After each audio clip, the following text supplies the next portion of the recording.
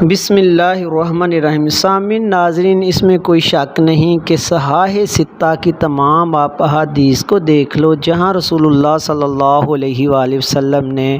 Direct خود کسی کو نماز کا طریقہ سکھایا، یعنی جہاں پہ ملتا ہے کہ صحابہ کہتے ہیں کہ حضور صلی اللہ علیہ وسلم نے فرمایا، قال رسول اللہ سے ہو، یعنی یہ نہ ہو کہ ایک صحابی کہتے ہیں کہ میں نے حضور صلی اللہ علیہ وسلم کو دیکھا، وہ نہیں، آپ صلی اللہ علیہ وسلم خود فرما رہے ہوں یا آپ صلی اللہ علیہ وسلم خود سکھا رہے ہوں، آپ صلی اللہ علیہ وآلہ وسلم نے خود کوئی نماز پڑھی ہو، اس میں کہیں بھی آپ کو نماز کے اندر جو ہاتھ اٹھانے ہیں اللہ کے ذکر کے بغیر، یعنی جس کو رفع الیدین کہتے ہیں، اس کا کوئی بھی تذکرہ نہیں ملتا۔ آئیے میں آپ کو بتاتا ہوں، یہ بخاری شریف کی حدیث ہے 7057 آپ اس کو پڑھنا بالکل صحیح حدیث ہے۔ اس میں ڈائریکٹ حضور صلی اللہ علیہ وآلہ وسلم فرما رہے ہوں گے کہ نماز شروع کرتے وقت تکبیر تحریمہ کہنی ہے، اور پھر قرات کا ذکر ہے، پھر رکوع کرنے کا، پھر رکوع کے بعد سیدھے کھڑے ہونے کا، پھر سجدے کا ذکر ہے، پھر سجدے سے اٹھنے کا ہے۔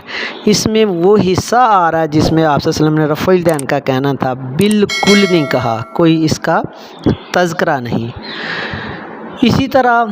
آپ بخاری شریف کی حدیث نمبر 3370 دیکھنا، اس میں آپ کو رسول اللہ صحابہ کہتے ہیں کہ اللہ تعالیٰ نے ہمیں طریقہ سکھایا۔ وہ یہ نہیں کہہ رہے کہ ہم نے کسی کو دیکھا، کہہ رہے ہیں کہ اللہ تعالیٰ نے ہمیں سلام کا طریقہ تو سکھا دیا ہے، یعنی التحیات للہ والصلوات، یہ صحابہ کی سلام تھی، والصلوات والطیبات والسلام علیکہ ایھا النبی، اور وہ پوچھتے ہیں حضور صلی اللہ علیہ وسلم سے کہ ہم پہ درود کیسے بھیجیں، تو رسول اللہ صلی اللہ علیہ وآلہ وسلم خود سکھا رہے ہیں درود شریف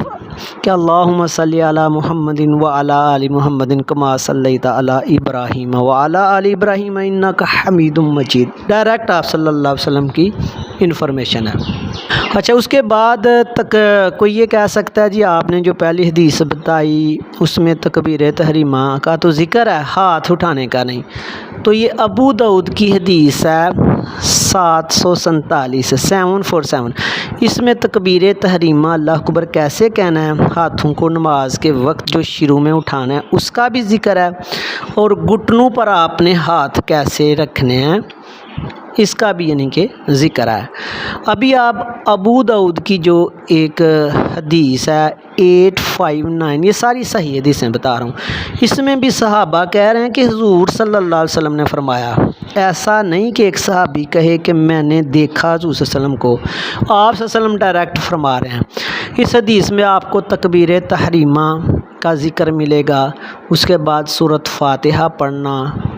قرات کرنا، رکوع کا صحیح طریقہ، پھر رکوع سے اٹھنا، گھٹنوں پر ہاتھ رکھنے کا طریقہ، اور پھر سجدہ کرنے کا، سجدہ کا طریقہ، اور پھر تشہد میں بیٹھنے کا طریقہ، اور تشہد پڑھنا بھی اوپر ہو گیا، یعنی نماز کے یہ جو آپ کو میں نے حدیثیں بتائی ہیں ڈائریکٹ صحیح رسول اللہ صلی اللہ علیہ وآلہ وسلم سے یہ نماز کے اعمال ثابت ہو رہے ہیں، اور خدا کی قسم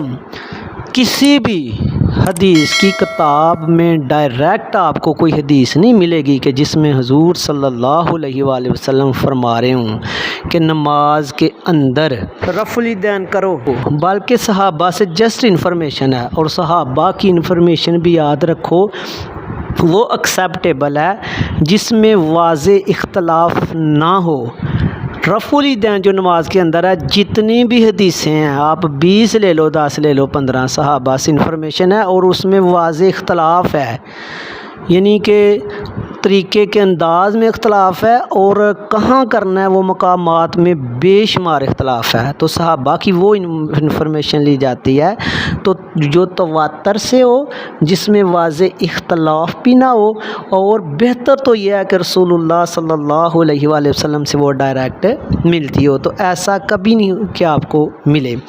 اچھا، اس کے بعد ابو حمید سعدی کی یہ حدیث ہے،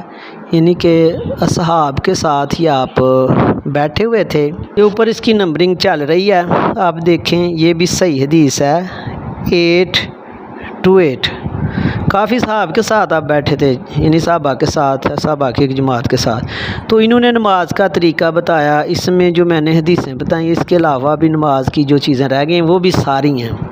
لیکن یہ ابو حمید سعدی سے ہے، یہ ڈائریکٹ حضور صلی اللہ علیہ وسلم سے نہیں ہے، اور اس میں بھی رفع الیدین کا ذکر تک نہیں۔ اور اب ایک اور حدیث اور ملتی ہے ابو حمید سعدی سے جس میں رفع الیدین کا ذکر ہے۔ میں کہتا ہوں کہ اب آپ کو کون بتائے گا کہ ابو حمید سعدی کی یہ حدیث لینی ہے یا وہ؟ جہاں بھی رفع الیدین کا چکر ہے ادھر انتہا کا اختلاف ہے۔ میں کہتا ہوں کہ آپ قرآن کی بات مان لیں، حدیث رسول کی بات مان لیں، سنت طریقہ دیکھ لیں، صحاب کی بات مان لیں، تابعین کی، تو اس کو کیا کہتے ہیں؟ فقہ۔ فقہ میں کیا کی جاتا ہے؟ سب سے پہلے امام اعظم ابو حنیفہ رحمۃ اللہ تعالیٰ علیہ کس کو دیکھتے؟ قرآن کو دیکھتے،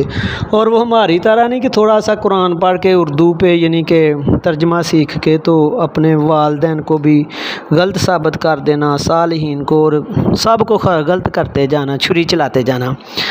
امام اعظم ابو حنیفہ رحمۃ اللہ تعالیٰ علیہ کا جس جگہ وصال ہوا، یعنی کہ تاریخ کی بکس میں ملتا ہے 75,000 دفعہ قرآن پاک انہوں نے ادھر ختم کیا،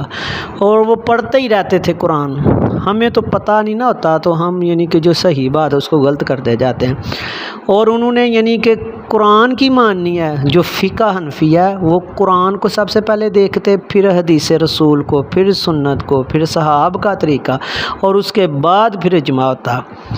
اب اس سے جو صراط الذین انعمت علیہم سے جو ہٹے گا وہ بالکل ہی غلط ہوگا۔ اللہ تعالی ہمیں حضور صلی اللہ علیہ وسلم کی صحیح محبت عطا فرمائے، آمین، جزاک اللہ۔